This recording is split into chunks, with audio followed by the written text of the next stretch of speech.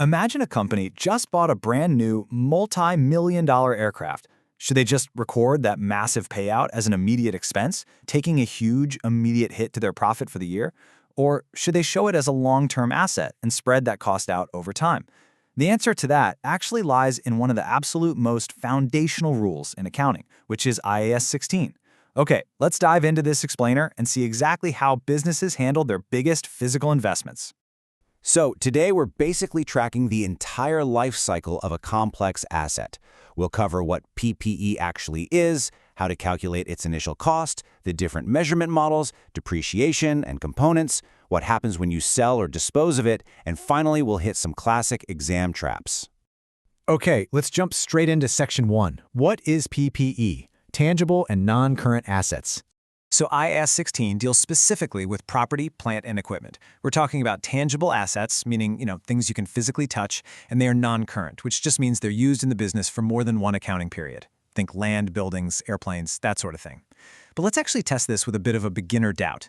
If a business buys a whole bunch of laptops, are they classified as property, plant, and equipment, or are they just inventory? Well, the answer really all comes down to intent, and this brilliantly illustrates how purpose dictates classification.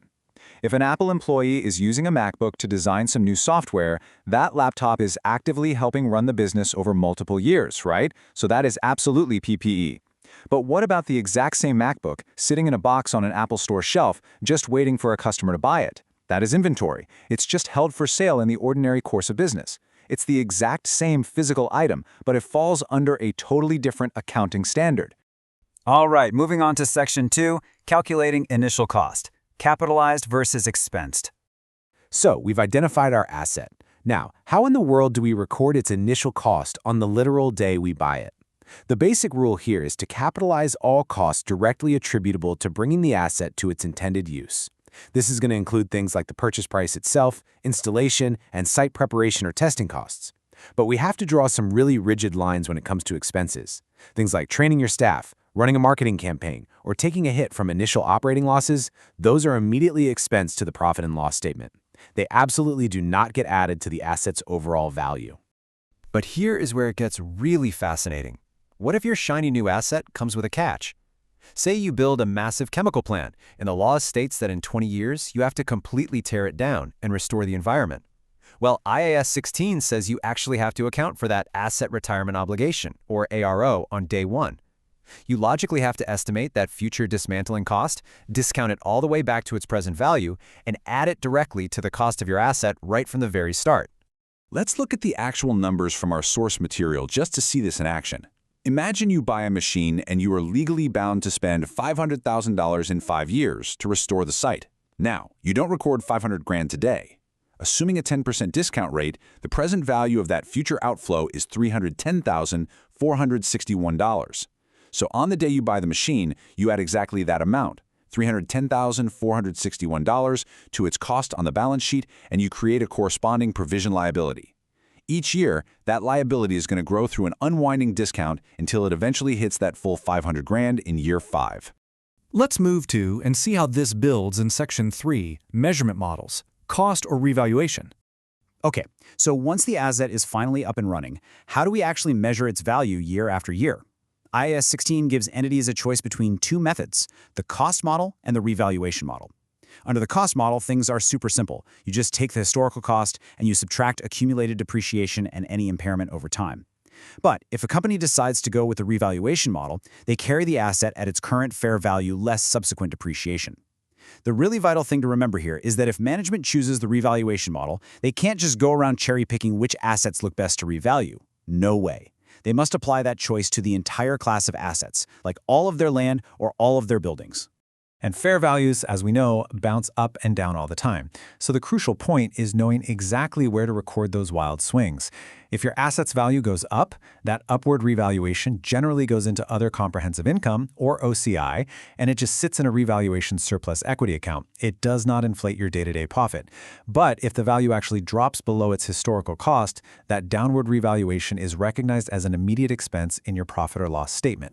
Let's jump into Section 4, depreciation and components, allocating asset cost. As time passes, physical assets wear out, right? But here is a massive misconception. A lot of people think depreciation is about valuing an asset. It's really not. It is purely a systematic allocation of the asset's cost over its useful life. To actually calculate it, we need the depreciable amount. This is simply the cost of the asset, or its revalued amount, minus its residual value, which is just what you expect to sell it for at the end. And keep in mind, useful life isn't about how long a machine will physically survive before it literally rusts to dust. It's actually about management's intended period of use. So if a car can easily drive for 15 years, but your company policy is to replace fleet vehicles every 4 years, then the useful life for depreciation is strictly 4 years. Now, let's look at a more complex asset, something like an aircraft. You can't just take a $100 million airplane and divide it by 20 years. IAS 16 mandates what's called component accounting.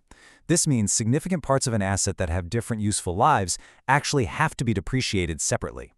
So, for example, the airframe itself might last 20 years, but the interior seats in the galleys, those might need replacing every 4 years. And the engine's life might not even be measured in years at all, but rather in flying hours. Each one of these components has to get its own separate depreciation schedule. Which logically leads us to a really great question that trips a lot of students up. What actually happens to the accounting when you pull out that old engine after a few years and just drop in a brand new one? Well, the rule for major replacements and overhauls is actually beautifully simple. You capitalize the cost of the new component, adding it straight to your balance sheet. But you absolutely must simultaneously derecognize or write off the remaining carrying amount of the old component. Now, what's really interesting about this rule is the sheer logic of it. You obviously can't have 2 engines on the books if the plane only flies with one, right?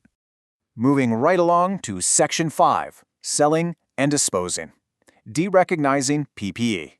Eventually, an asset is going to reach the end of its useful life with a company. When you sell an item of PPE, you simply take the net disposal proceeds and subtract the current carrying amount on your books. If you sell it for more than its book value, great, you have a gain. If you sell it for less, you've got a loss. But here is the key takeaway. Unless your normal, everyday business is selling these specific items, those gains are normally not classified as revenue. They are just reported as a separate gain on disposal in your profit or loss statement. And finally, Section 6, Exam Traps. Avoid these mistakes.